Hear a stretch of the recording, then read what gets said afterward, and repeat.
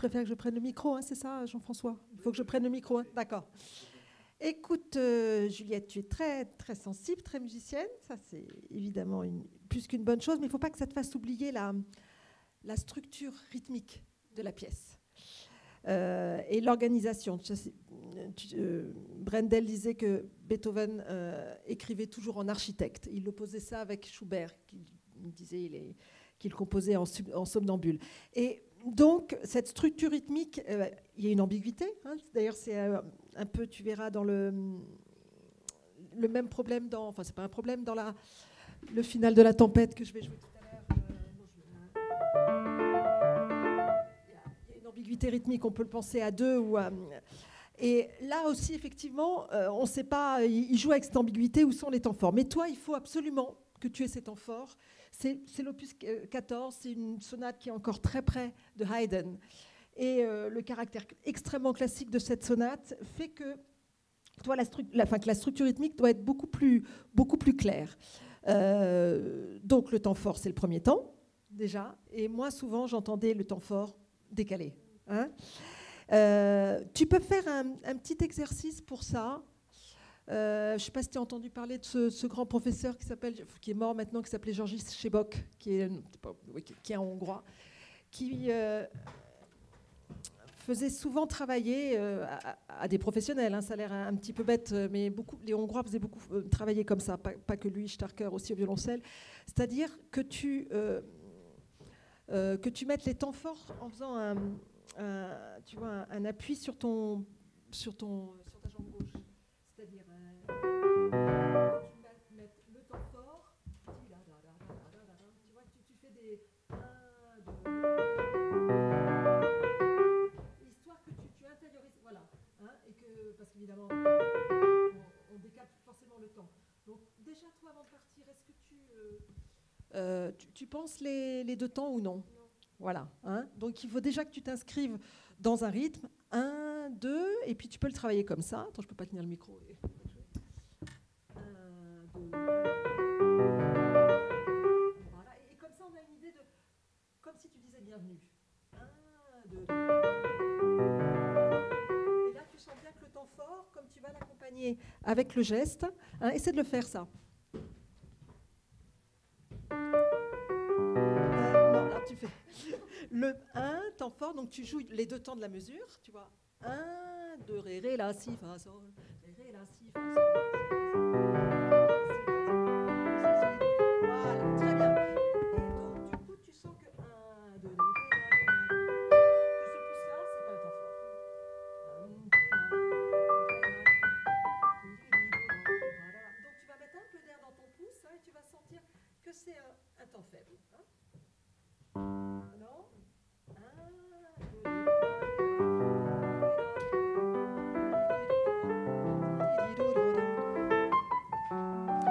Voilà. Et dis-moi, Juliette, le do, si, la, le la, c'est un temps faible ou fort? Voilà. Et tu me le joues plus piano. Et une autre chose aussi, je parle beaucoup de Brendel là, mais qui est une phrase qui me parle, moi, comme interprète. Il dit qu'il faut regarder une partition comme on regarde une carte géographique. Il faut que tu saches exactement, chez Beethoven, ça va de 2P à 2F, l'ambitus sonore. Quand il met 2P, c'est pas seulement que c'est plus piano, c'est aussi que c'est un caractère spécial. Hein, c'est quelque chose de très mystérieux. Il faut que tu regardes s'il y en a dans la sonate, je n'en suis pas sûre. Je ne sais plus d'ailleurs. S'il y en a un.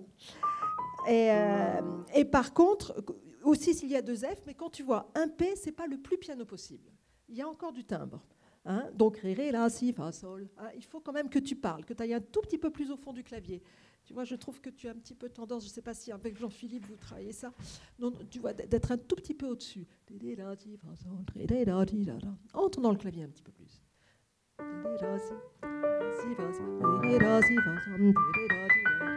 Voilà.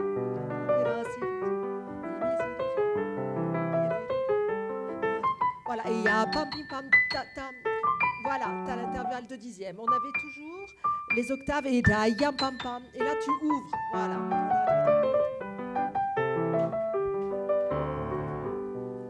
Ouais, tu me refais ça encore si tu veux bien. do, si.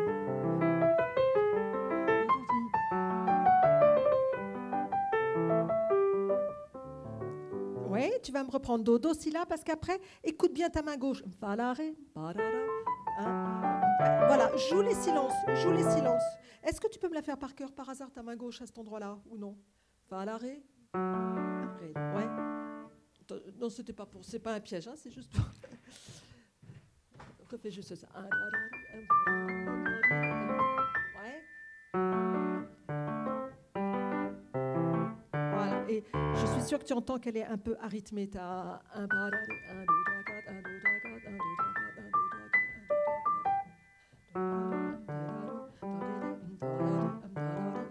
Voilà, et chante un tout petit peu le début du phrasé. Fa, ré, sol, do, ré, sol.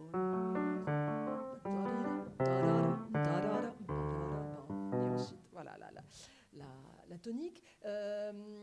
Et tu vas me faire avec ta main droite, si tu veux bien. Et je joue les silences, hein, ne n'aie pas la main qui traîne.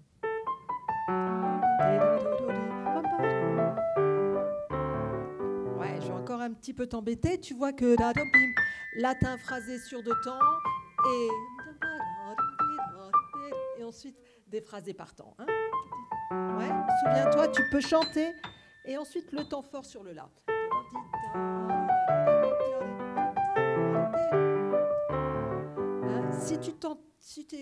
Joue-moi juste ces 2 mesures et écoute-toi et dis-moi dans ta main droite écoute-toi bien ce qui te dérange ou ce qui pourrait te... Et qu'est-ce qui te... si tu... C'est sûr, voilà, tu fais un peu ce qui est pas étonnant voilà, tu fais un faux accent sur le pouce. Alors essaie de compenser, mais plus de poids sur l'extérieur de la main.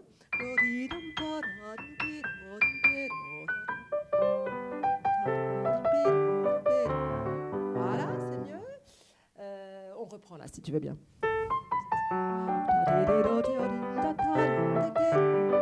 Ouais. En fait, tu me remets un gros faux accent aussi, c'est à cause de ta main gauche. C'est une question d'indépendance. Hein.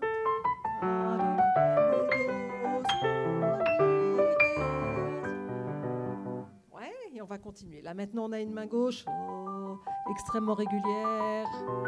Voilà, hein, tout à coup, voilà, le discours est très...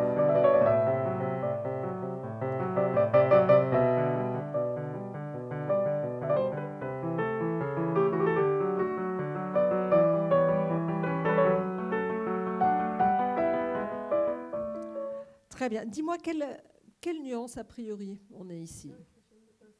Bah, peut-être pas forté, mais en tout cas un bon mezzo piano. Redis pas la même chose là. Et là tu insistes. Tu insistes. Donc joue un peu plus. Et là le piano. Voilà. Dis-moi ce que c'est que ce si par rapport au là. Oui, et c'est l'appoggiature. Donc, c'est évidemment l'appoggiature qui doit être appuyée, pas la note réelle. L'appoggiature, c'est celle-là. Donc, il n'y a absolument aucune raison de faire un faux accent sur le la.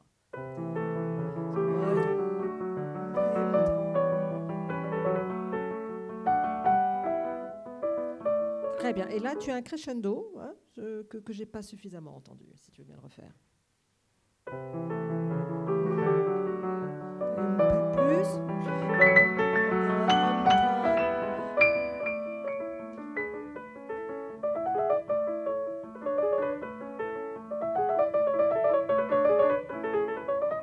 Oui, et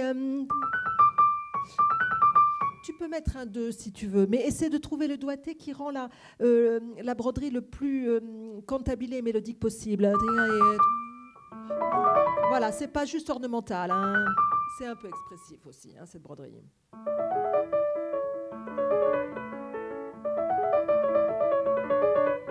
Oui, tu peux continuer si tu veux. Ouais. Et là, je veux vraiment sentir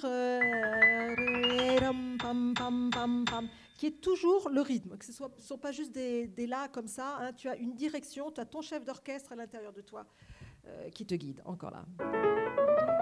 Voilà. Et aussi, ton deuxième temps, 1, 2, 3, 4, 5, 6.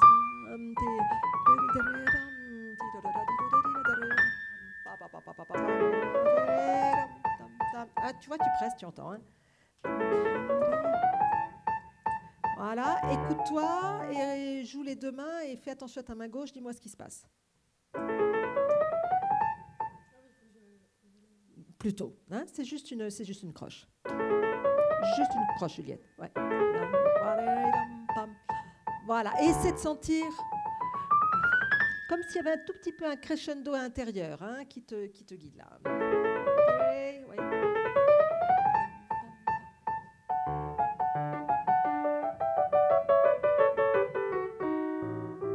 Ouais. Donc là, qu'est-ce que c'est ?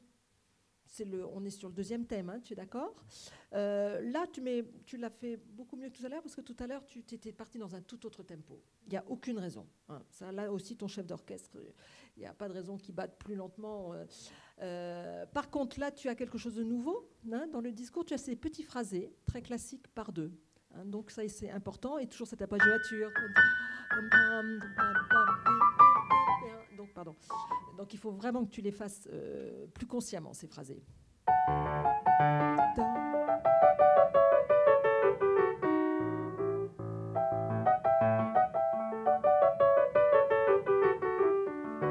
Très bien. Et il y a cette insistance. Hein. Donc, ne me fais pas 3 fois pareil. Hein. On sent qu'il insiste hein, sur cette appoggiature avant de trouver la sortie. Là, hein. Donc, toi, tu vas peut-être faire un crescendo.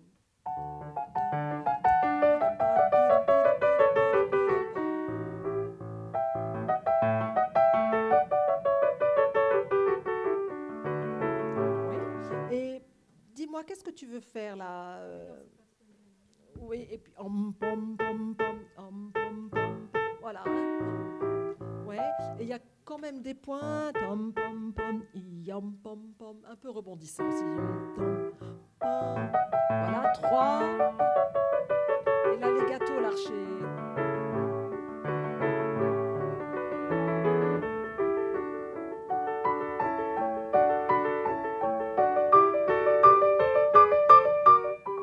Oui. Tu vois que c'est écrit différemment. Donc là, il n'y a pas de crescendo. Là, il met un crescendo sur le deuxième temps. Donc peut-être... là aussi, chante plus le début du phrasé. Par contre, là, c'est différent. Il t'écrit différemment. Hein, mais là... Voilà.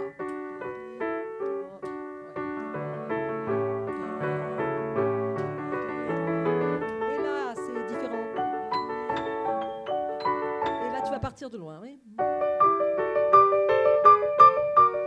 Donc là, ce crescendo, tu vas peut-être commencer piano, hein, puisque rien ne nous dit qu'on est forté là. Il faut bien que tu diminues. Et là.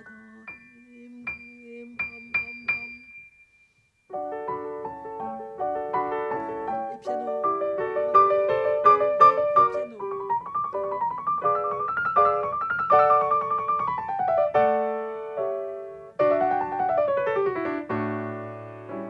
Très bien. Et sois toujours attentive.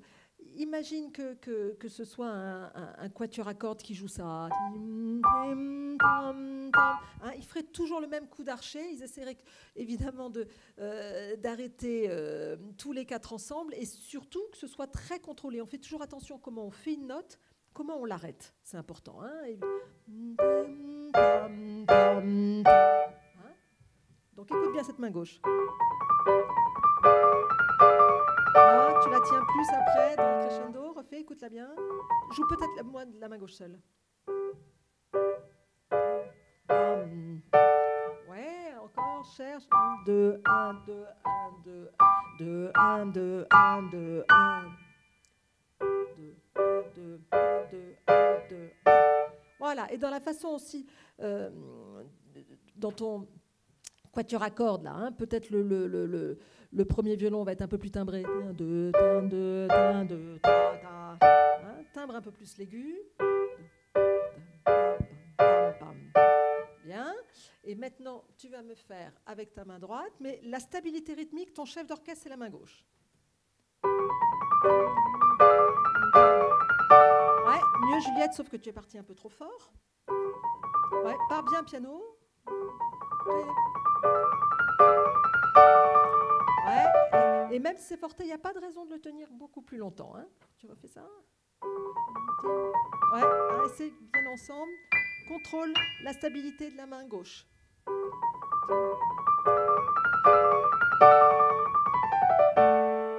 Ouais, tu me le tiens longtemps celui-là, t'as envie, parce que c'est là. Encore.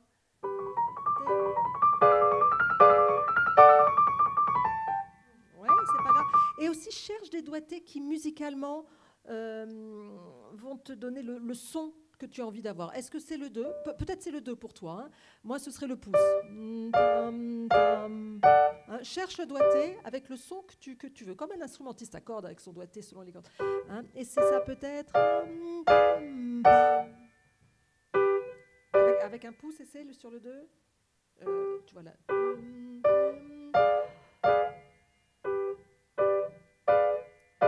Ouais. Hein, et j'aimerais vraiment que tu écoutes ce pouce là. Hein. C'est une question d'écoute, c'est pas une question de technique ou de travail.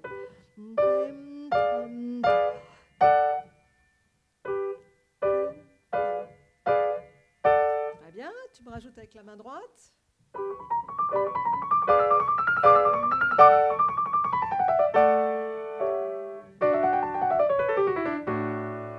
Alors fais attention, il n'y a pas de raison de mettre un gros accent. Là, il y a l'accent. Ensuite, facile, sans accent. Hein. Et la dolce.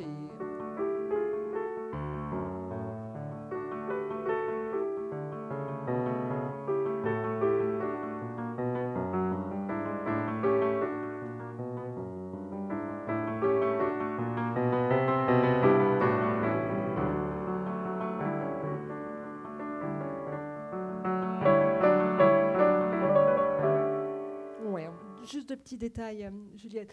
Et pour parler encore une dernière fois de Brendel, il dit chez Beethoven, dolce, c'est pas forcément, c'est une nuance de caractère. C'est pas seulement que c'est doux, c'est surtout tendre. Et c'est vraiment de trouver le cantabile là, et le dolce dans le legato de tes tierces et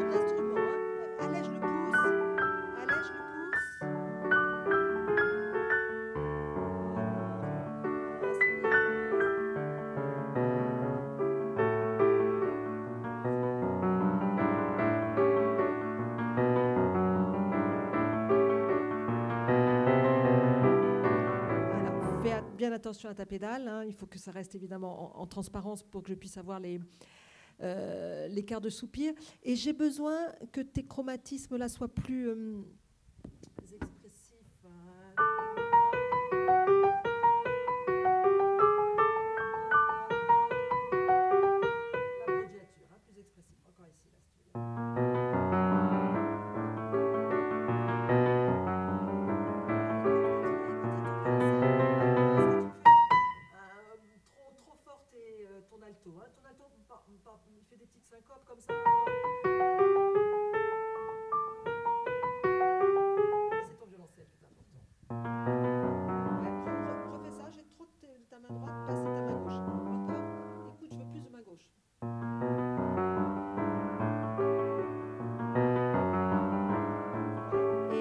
Là, ce qui est important, c'est l'appoggiature. Le La dièse.